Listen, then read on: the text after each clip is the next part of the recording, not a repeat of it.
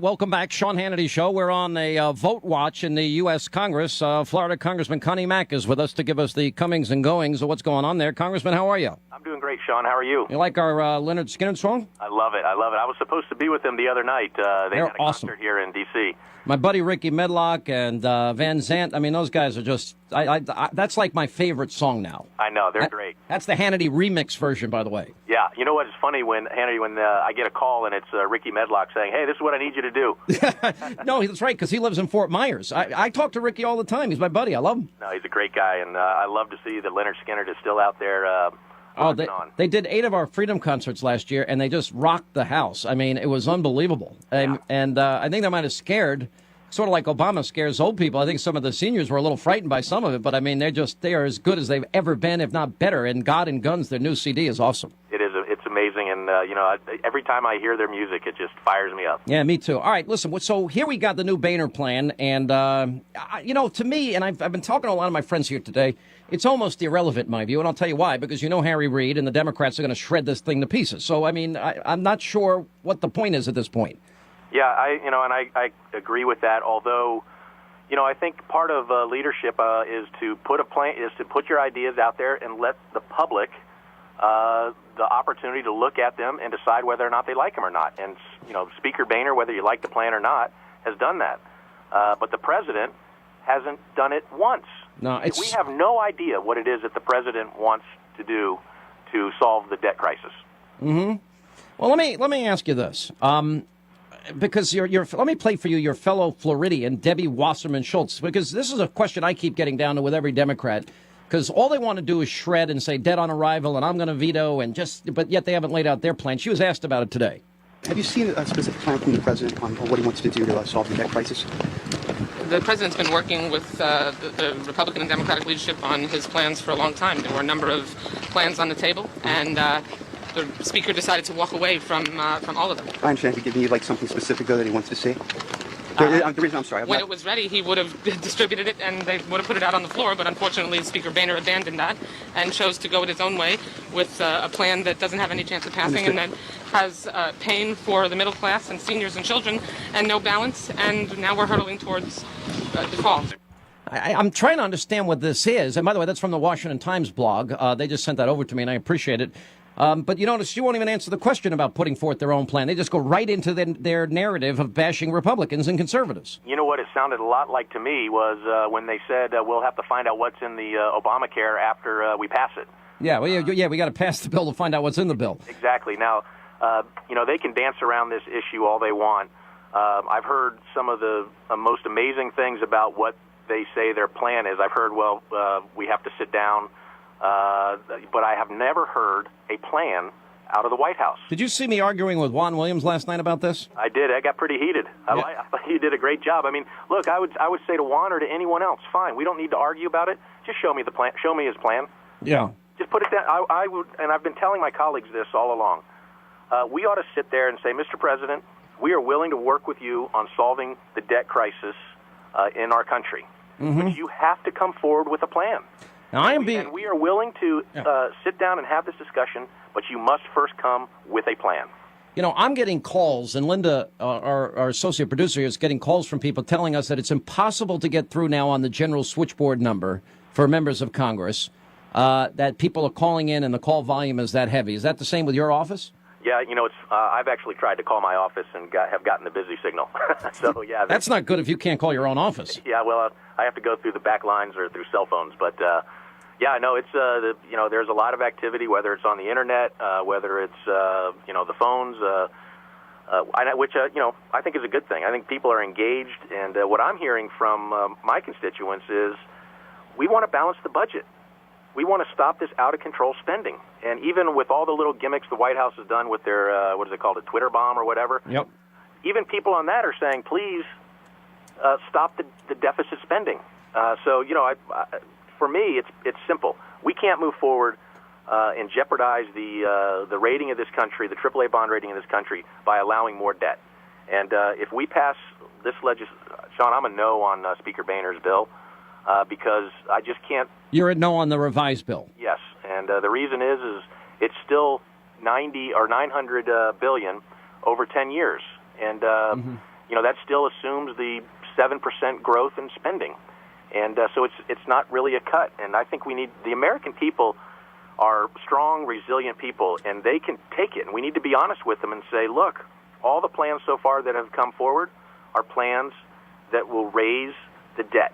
So if this bill passes and it becomes the law of the land, my fear is that means we're going to have $20 trillion in debt. Well, this is what's going to happen, because as we've been talking all week, and I'm with you on the vote. I do give them credit for listening to the Tea Party and trying to make it better. I got to give some credit here for that. But if we continue to have 8% growth a year, we're not dealing with the problem, and we're only deluding ourselves here. And we can't do that. It's that serious. That's correct. And let me just go back to the Tea Party. If it weren't for the freshman members and this energy that has come into the Congress with the Tea Party folks or like-minded... No. You mean the hobbits. Yeah. No. You mean the ones that are helping to elect Obama, according to the Weekly Standard and NRO and some of these other places. Exactly. And you know what? We're all used to that. I'm kind of shocked it came out from Senator McCain, but that's another story. He went and campaigned for Sharon Angle. Governor Palin is one of the leaders of the Tea Party movement in the country. I think Senator McCain sometimes gets ahead of himself. It's too bad. A lot of us are saying, "Hey, Senator, come back over here. We're over here. Let's fight this thing together. Let's cut spending. Let's balance the budget." But that's Senator McCain, and you know what you get when you get it. Yeah. But let me finish. If it weren't for these freshman members and the Tea Party-minded folks, we would be looking at a possibility of a tax increase. So I agree. That's a victory in that sense. Absolutely. So I think my hat is off to I'm happy that we're heading, that the direction has changed from forcing taxes in this bill to now talking about cutting spending. But now we have to get serious about eliminating the deficit, eliminating the debt, putting our fiscal house in order, and shoot straight with the American people, because they can take it and they deserve it. You're gonna be on Hannity tonight. Karl Rove is on tonight. Frank Luntz is going to be with us. He gave me a preview of his, and we're going to lay this out on camera tonight, of his poll that he just did.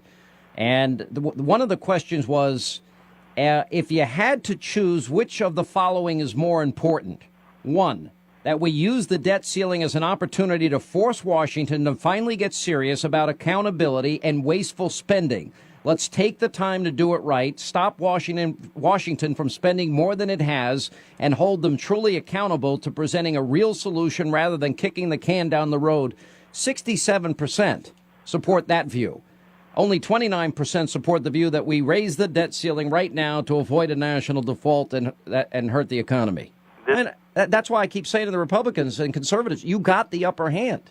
Absolutely. And, Americans are watching and paying attention more now than ever. And everyone recognizes that this is the moment we have to change the course of spending in this country. And, Sean, for me, it's about freedom. So if government continues to grow, then government continues to take away our freedoms. And I don't want to see us continue to grow government in a way that destroys the freedoms that so many of us, all of us in America, enjoy and deserve. And so if we don't get the fiscal house in order, it's more government intrusion in our lives, and it's less freedom for Americans. And we ought to join together to fight for freedom for Americans. Yeah, no, I totally agree with you. What is the reaction now, Ben? And I asked you yesterday, and the reason I'm asking you back on TV, and it's also because I like you, but more importantly, the reason is that I like the Mack Penny Plan. And I think if we end up getting what I think is going to ultimately happen here, I think in the end this is going to be sent to the Senate. They're going to shred it up, and then it's going to be sent back to the House, and there it's going to be dead on arrival, and we're going to need some short-term measure just to get us over the hump. Do you agree that's probably what's going to happen? My guess is no matter what we see right now, that's not the deal, and it's going to be a last-minute short-term deal. Last-minute short-term deal. Well, that gives us time to help the country, rally the country behind cut, cap, and balance, a balanced budget amendment. And more importantly, it gives us time to explain to the country why we can't have the projected growth every year of 8% and why your plan is so easily understood by anybody that's ever, run a household budget. Yeah, in fact, it's easy for, as I've discovered just yesterday with my son for an 8-year-old to understand. The plan is simple: 1% a year for 6 years, cap spending in the 7th year at 18% of GDP, balance the budget in 8 years, cut $7.5 trillion. Congress decides where those cuts come from, but if the Congress fails and the president failed to work together to make the cuts, then it's an across-the-board cut. It's the only way we're going to get Washington to stop borrowing and spending money we don't have. Yeah, it seems like there's just such an obvious, logical solution to what is a massive problem here. And anyway, look, I appreciate. I had heard a rumor today that you might be persuaded by this new Boehner deal. Did they talk to you today? No, I've been pretty clear with the... What is it? They don't like you? They don't even ask you? They don't even try and persuade you and buy you a drink and put their arm around you and offer you a cigarette or something? Yeah, no. Or a cigar in the smoke-filled rooms back there? You're not allowed? What's up? They know where I am, and I've been very clear and upfront with them at the very beginning and with the whole conference. In fact, a week or so ago, I made some comments in conference, and I'm going to talk to Louis Gohmert later. I think he's more inclined to support it, but I think his position is that he doesn't think it's going to survive anyway. Yeah, I don't think anybody thinks it's going to survive. This is an attempt, and I think a good one by the Speaker, to say to the Senate, "Ball's in your court." And if the Democrats in the Senate and the President do have a plan that they've been hiding in some secret vault somewhere, this might be the time where they'll bring it out. I don't know. It's the darndest thing to me that we're talking about such important topics, and the Democrats are just missing out of this whole thing. The president is not engaged, doesn't have a plan.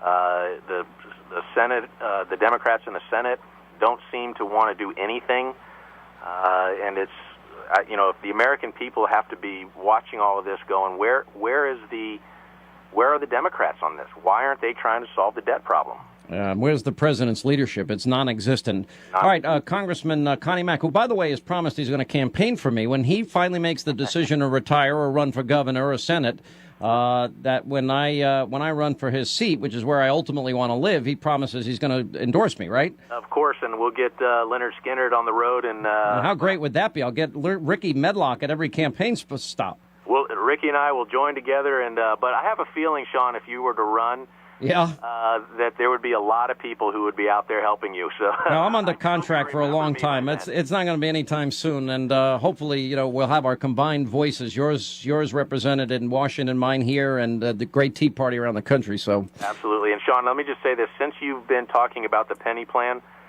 I get people come up to me every day, every hour, wanting more information. We had 3 more people join on the bill just today. So I want to thank you so much for all of your help. And, well, this is just the beginning. I promise you, we're going to stay on this, especially assuming we're going to have a longer debate with a short-term deal here, okay? Absolutely. Thank you. All right, Congressman, appreciate it. Congressman Connie Mack.